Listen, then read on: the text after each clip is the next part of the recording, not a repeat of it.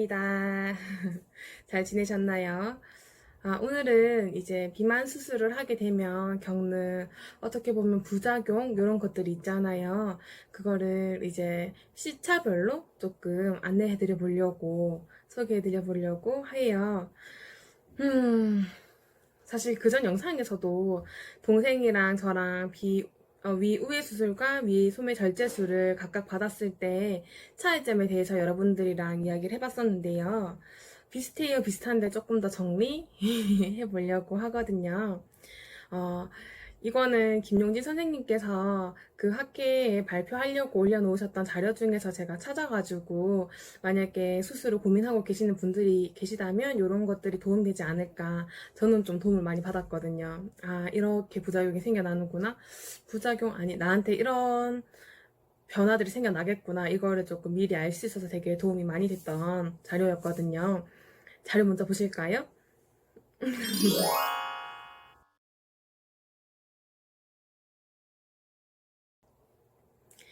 네, 자료는 이렇습니다.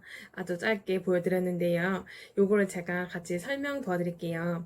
3주차 수술을 하고 나면은 한 달 정도는 거의 고형식, 그러니까 딱딱한 음식은 거의 못 먹어요. 그래서 한 달 정도는 계속 단백질 쉐이크, 물, 죽, 요 정도만 먹을 수 있거든요. 되게 부드러운 바나나 같은 과일이나 뭐 딸기처럼 으스러지는 그런 정도의 음식만 섭취가 가능해요. 그리고 그 첫째 딸이 살이 제일 많이 빠지는 시기이기도 하고요. 그래서 첫째 딸에는 거의 아무것도 못 먹으니까 거기에서 오는 약간의 부작용이 있었어요. 그 중에서 첫 번째는 이제 들어가는 음식이 없으니까 변비가 생기더라고요. 화장실을 잘 못 가더라고요. 근데 막 뭔가 힘들거나 그렇진 않았던 것 같아요. 뭔가 들어가는 게 없으니까 당연히 나오는 것도 없겠거니 이렇게 생각이 들었던 것 같고, 그리고 기립성 저혈압이라고 하나요? 이게 앉았다가 딱 일어나면은 갑자기 핑 도는 그게 조금 있더라고요. 그래서 저도 앞서 말씀드렸던 것처럼, 앞전 영상에서 말씀드렸던 것처럼 샤워만 했는데도 되게 어지럽고, 그리고 앉았다 일어나서 나면 핑 돌고, 이게 그래서 저는 그게 너무 어지러운 게 심해가지고 이게 빈혈 때문인가 막 이런 생각을 했었었는데, 물어보니까 기립성 저혈압이라고 그러더라고요. 그래서 3주차쯤 될 때는 제일 크게 두드러지게 나타나는 거는 변비와 그 다음에 어지러운 기립성 저혈압. 근데 그거랑 동시에 저는 처음에 그 코골이 때문에 수면 다원 검사를 진행을 했었었고, 그래서 양압기를 착용을 했었잖아요. 혹시 기억나시나요? 앞에 영상에서 설명 있으니까 그것도 한번 참고하시면 좋을 것 같아요.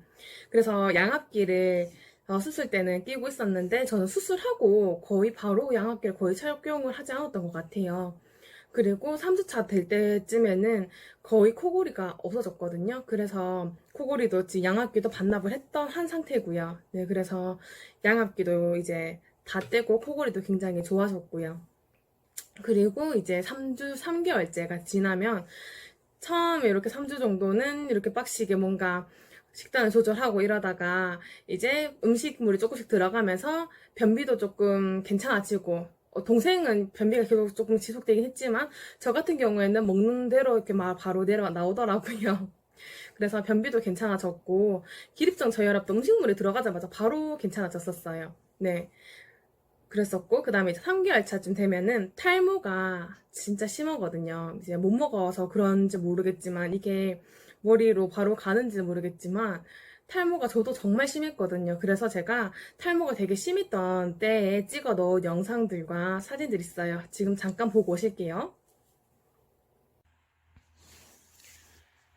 오늘 머리를 한번 묶으면서 빠진 머리카락들이거든요. 보이시나요?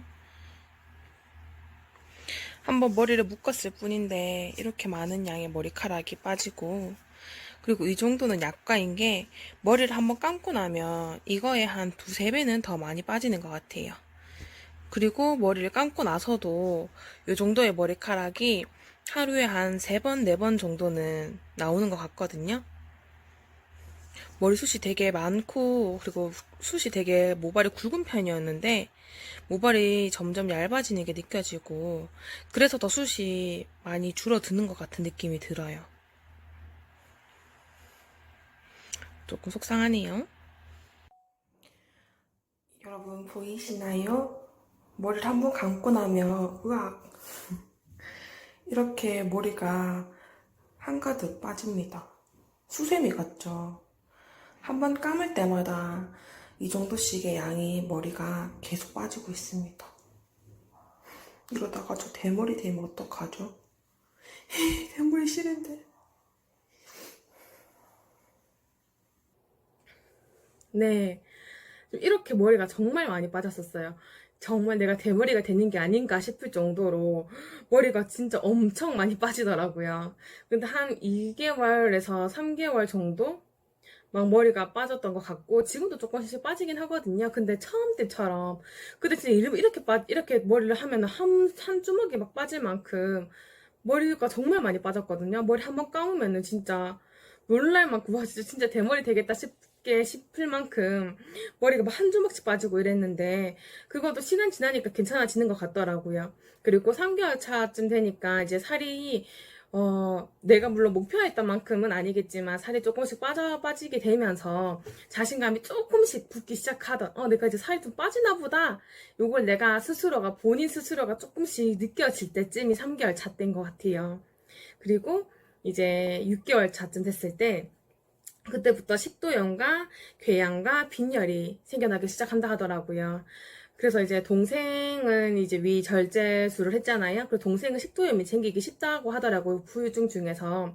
그리고 저 같은 경우에는 궤양이 생기기 쉽고, 그 다음에 빈혈이 생기기 쉽다고 했었거든요, 처음에. 왜냐하면 저 같은 경우는 12지장을 위부터 소장까지를 따로 잘라내고, 소장을 요만큼, 엄지손가락만큼 남은 위에다가 소장을 바로 연결했던 거라서 12지장이 없어요. 근데 그 12지장이 하는 역할이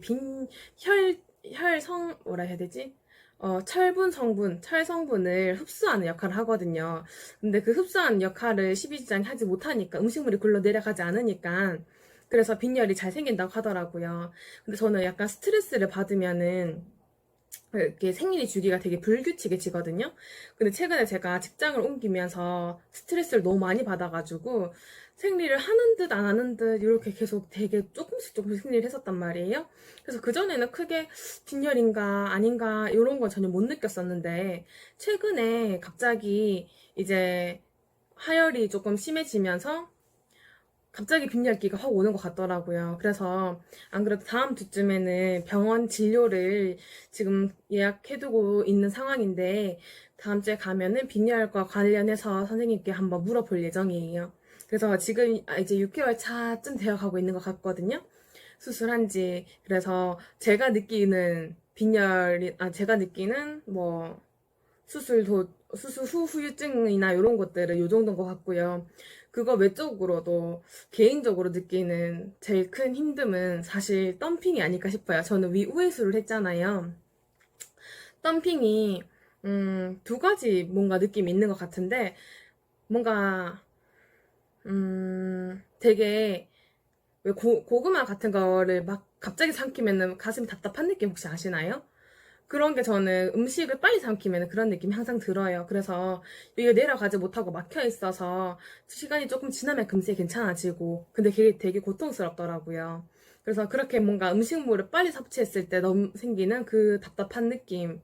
그 다음에 두 번째는 말 그대로 덤핑이라고 해서 소장으로 음식물이 바로 흡수가 되니까 순간적으로 혈당이 확 높아지면서 그 높아진 혈당을 잡아주기 위해서 그 몸에서는 인슐린을 과다 분비를 하게 돼서 반대로 저혈당에 빠지게 되는 그래서 그때 느낌 어떠냐면 진짜 멀미를 정말 심하게 했을 때 진짜 음식물이 턱에서 바로 목으로 넘어오기 직전에 그 느낌이 한 30분에서 1시간 정도가 지속되더라고요. 그래서 이제 점점 얼굴이 창백하기 시작하고 이제 그러면 이제 남자친구가 옆에서 보고 있다가 등을 막 두드려주기 시작하거든요. 괜찮냐면서. 네, 그래서 그런 후유증도 되게 그 덤핑이나 이런 것들도 되게 힘들었던 것 같고요. 그리고 제가 아직 겪지 못했던 9개월 차. 9개월 차 예정인 부작용은 살처짐이에요, 살처짐. 근데 전 사실 살처짐을 거의 예상을 하고 있었거든요. 왜냐하면 제가 그냥 비만이 아니라 워낙 뭐라 해야 되지? 너무 초고도 비만이 있기 때문에, 저는 살을 빼도 당연히 살처짐이 있겠거니라고 생각을 했었는데, 제가 이제 곧 있으면은 저의 몸무게 후기도 같이 알려드릴 건데요. 살이 꽤 빠졌어요. 꽤 빠졌는데, 아직도 비만하긴 하거든요. 여러분 지금도 보이시잖아요. 아직도 많이 뚱뚱해요. 아직 빼야 될 살이 훨씬 더 많기는 한데, 그럼에도 불구하고 살이 처지는 게 벌써부터 조금씩 보이기 시작하거든요. 근데 그게 구구열차에 부터 도드라지게 보이기 시작한다 하더라고요. 그리고 체중이 그때부터 다시 증가한다고 하더라고요.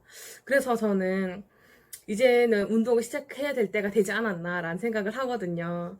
그래서 어떤 운동을 해야지 좋을까라고 생각을 하고 있는데, 사실 운동도 저한테는 되게 큰 용기가 필요한 거라서, 물론 힘들어서 그런 것도 있겠지만 전 아직도 사람들의 시선이 조금 무섭긴 하거든요.